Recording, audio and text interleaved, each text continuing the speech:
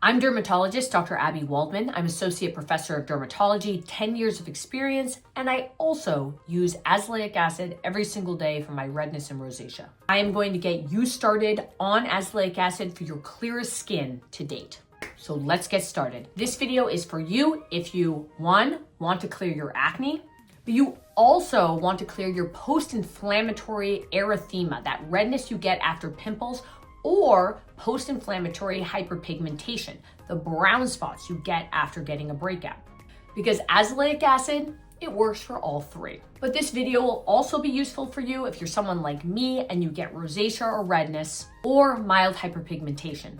I'm going to review how to layer azelaic acid in your routine, what you should and shouldn't combine with azelaic acid, any side effects to expect, and at the end, most importantly, review who should avoid azelaic acid.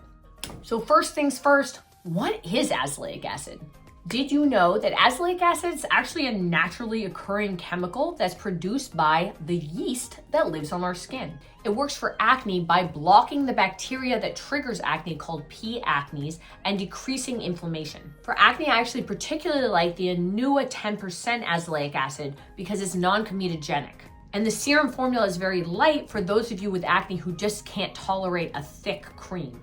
Azelaic acid works for hyperpigmentation by blocking the key enzyme in pigmentation called tyrosinase. And what about redness and rosacea? Azelaic acid is actually my go-to for rosacea and redness.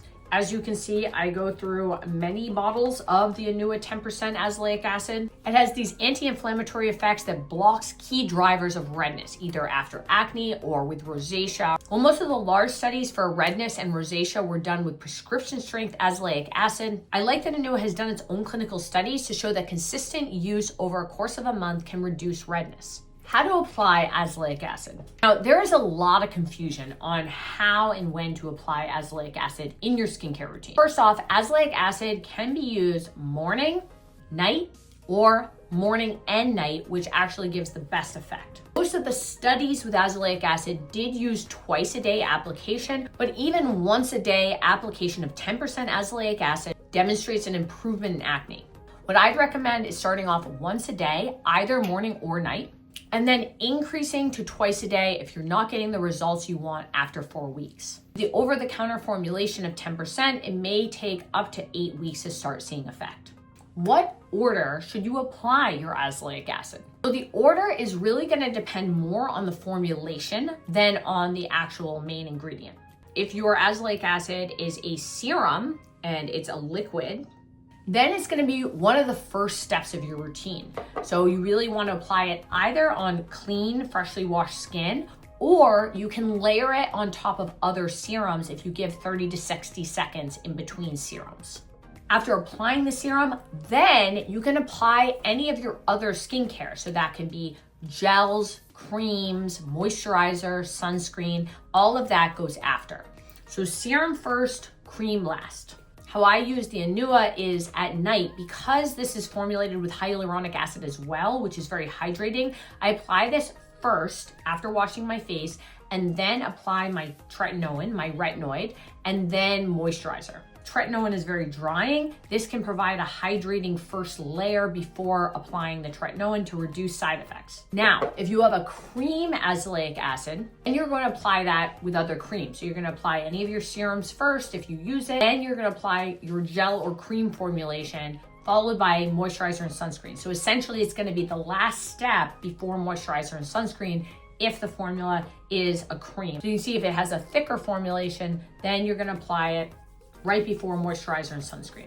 Combinations, do's and don'ts. You can combine azelaic acid with most prescription treatments that you get for rosacea or your acne. This can be Metrogel, this can be tretinoin. Again, the order is going to be very similar to your normal skincare. So if you're using a serum like the Anua, then you're going to apply that first, followed by any gels or creams. So for instance, again, a common prescription for acne would be tretinoin. So you apply your serum first, followed by your tretinoin, and then any moisturizer or sunscreen. Now, if you're using a cream form of azelaic acid and your prescriptions are in a gel or a cream, you can either talk to your doctor about which should go first, or rule of thumb, the azelaic acid should just go last before moisturizer and sunscreen, and that will keep it simple. Azelaic acid can also be used if you're using a prescription medicine that you're taking orally, such as isotretinoin, Accutane, doxycycline, spironolactone. All of these are safe to combine with topical azelaic acid. What combination should you absolutely avoid with azelaic acid? So the good news is there's no absolute no-nos when it comes to combining azelaic acid with other treatments. But this is important. Azelaic acid can boost the effects of anything else that you are using. So what does that mean? It means that you may have more side effects from that other skincare that you're using. For instance, azelaic acid combined with an AHA/BHA may cause more irritation, redness, and peeling than if you were using the AHA/BHA on its own. Azelaic acid, when combined with retinol, may really boost the effect, help clear your hyperpigmentation, and cause that glowing skin, but you may also get more irritation, especially if you have sensitive skin. So my advice is to avoid any surprises.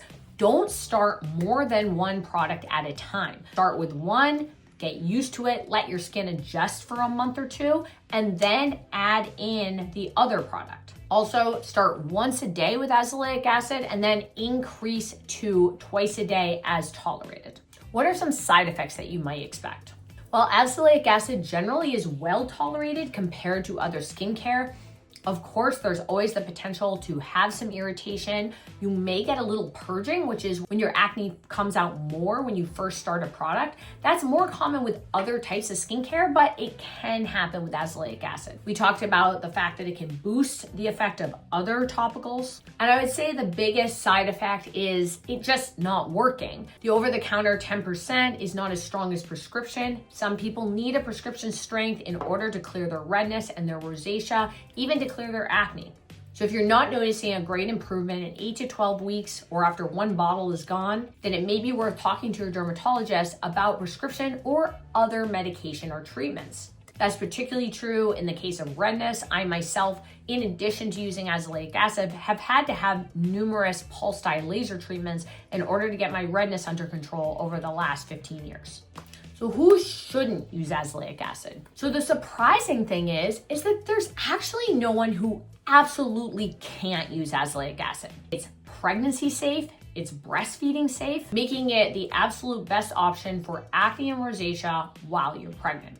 It can be used for teenagers with post-inflammatory erythema, with acne, or post-inflammatory hyperpigmentation. It's great for sensitive skin. If you do have sensitive skin or rosacea, just make sure whatever formula you're using is fragrance-free. When using a serum like the anuaacneserum acid 10%, it is non-comedogenic and it's safe for fungal acne. And as I already mentioned, it can be combined with pretty much any other topical or systemic medicine that you're taking for your acne, rosacea, hyperpigmentation. For beginners, this is the one I recommend, Anua 10% azelaic acid. You can check it out in the link below. Leave in the comments your experience with azelaic acid.